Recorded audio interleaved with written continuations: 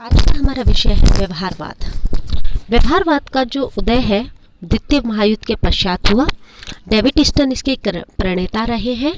व्यवहारवाद का जो मेन उद्देश्य है या उदय का कारण है वो है परंपरागत अध्ययन पद्धतियों के प्रति असंतोष, अन्य सामाजिक विज्ञानों से प्रेरणा, द्वितीय विश्व युद्ध का प्रभाव और नवीन अध्ययन पद्धतियों के प्रयोग पर बल।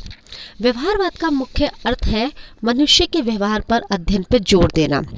डेविड ईस्टन का मानना था व्यवहारवाद वास्तविक व्यक्ति पर अपना समझ ध्यान केंद्रित करता है। व्यवहारवाद के अध्ययन की इकाई मानव का ऐसा व्यवहार है जिसका प्रत्येक व्यक्ति द्वारा परीक्षण, मापन और सत्यापन किया जा सके। व्यवहारवाद राजनीतिक व्यवहार के अध्ययन से राजनीति की संरचना, प्रक्रियाओं आदि के बारे में वैज्ञानिक व्याख्या विकसित करना चाहता है। व्यवहारवाद की मूल मान्यताएं। डेविड ईस्टन ने अपनी पुस्तक the current meaning of behaviourism में व्यवहारवाद की कुछ विशेषताएं बताई हैं। उसमें सबसे पहली है नियमन। व्यवहारवादी मानते हैं कि राजनीतिक व्यवहार में सामान्य तत्व ढूंढे जा सकते हैं, उन्हें राजनीतिक व्यवहार के सामान्यीकरण तथा सिद्धांतों के रूप में व्यक्त किया जा सकता है और इनके आधार पर मानवीय व्यवहार की व्याख्या और भविष्य के लिए संभावना व्यक्त की जा सकती है। सत्यापन। मानवीय व्यवहार के संबंध में एकत्रित सामग्री को दोबारा जांचना, उसकी पुष्टि करने की क्रिया को सत्यापन कहते हैं। व्यवहारवादी अध्ययन का पद्धति का विशेषता यह है कि इसके अंतर्गत एकत्र की गई सामग्री का सत्यापन किया जाता है। तकनीकी प्रयोग। आधार सामग्री प्राप्त करने, उनकी व्याख्या करने के साधनों को स्वयं सिद्ध नहीं माना जा सकता। वे समस्यात्मक होते हैं, उन्हें स्वयं अध्ययनकर्ता द्वारा उन्हें सावधानी से शुद्ध और परीक्षित किए जाने की आवश्यकता है। परिमाणीकरण। उपलब्धियों के विवरण तथा आधार सामग्री को लेखबद्ध करने तथा सुस्पष्टता लाने के लिए मापन और परिमाणीकरण किया जाना चाहिए। मापन और परिमाणीकरण का कार्य उन्हें अपने नहीं वरन अन्य प्रयोजनों के प्रकाश में किया जाना चाहिए। मूल्य निर्धारण। सामान्य व्यवहारवादी मूल्यों की दृष्टि से तटस्थ रहना चाहते हैं, फिर भी नैतिक मूल्यांकन के कुछ मूल्यों व आदर्शों का प्रतिपादन और प्रयोग आवश्यक हो जाता है। व्यवस्थाबद्धीकरण। अनुसंधान आवश्यक रूप से क्रमबद्ध होना चाहिए, अर्थात सिद्धांत अनुसंधान को संबंध और क्रमबद्ध ज्ञान के दो ऐसे भाग समझा जाना चाहिए जो परस्पर गुथे हुए हैं। विशुद्ध ज्ञान। ज्ञान का वैज्ञानिक उद्यम का ही इतना ही अंग है जितना कि सिद्धात्मकता बोध का, लेकिन तार्किक रूप से राजनीतिक व्यवहार का बोध और व्याख्या पहले ही आ जाते हैं और एक ऐसा आधार प्रदान करते हैं जिनके बल पर समाज की महत्वपूर्ण व्यवहारिक समस्या को सुलझाने की चेष्टा की जा सकती है। समग्रता।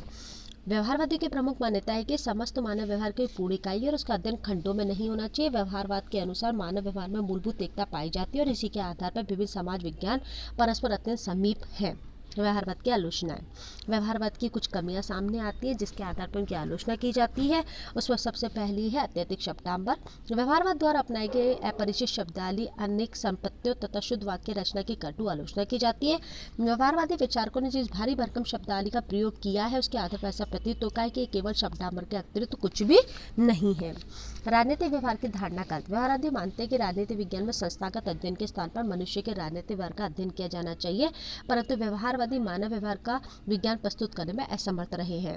राजनीतिक विज्ञान विशुद्ध विज्ञान नहीं है। व्यवहारवादी सिद्धांत का राजनीतिक विज्ञान को विज्ञान बनाने के पक्ष में, जबकि संभव नहीं है। व्यवहारवादी तथ्य को भुला देते हैं कि प्राकृतिक विज्ञानों और राजनीतिक विज्ञान में तथ्यों में बड़ा अंतर है। पद्धतियों पर अत्यधिक बल।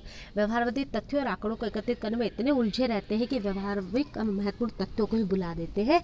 केवल पद्धतियों पर ही अपना महत्व देना उनकी सबसे बड़ी कमजोरी है। मूल्य निरपेक्षता संभव नहीं।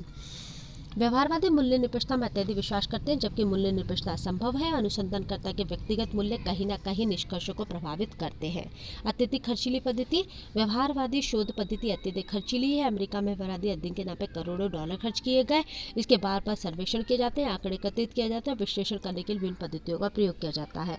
अन्य पद्धतियों के महत्व को नकारना। व्यवहारवादी अन्य पद्धतियों के महत्व को स्वीकार नहीं करते। समंदर सिबली लिखते हैं कि राजनीति का अध्ययन केवल इसी आधार पर नहीं करना है कि व्यक्ति का व्यवहार परिस्थितियों का क्या हो सकता है, परंतु इस आधार पर भी किया कि आज क्या है और कल क्या है और भविष्य में क्या होगा और कैसा होना चाहिए।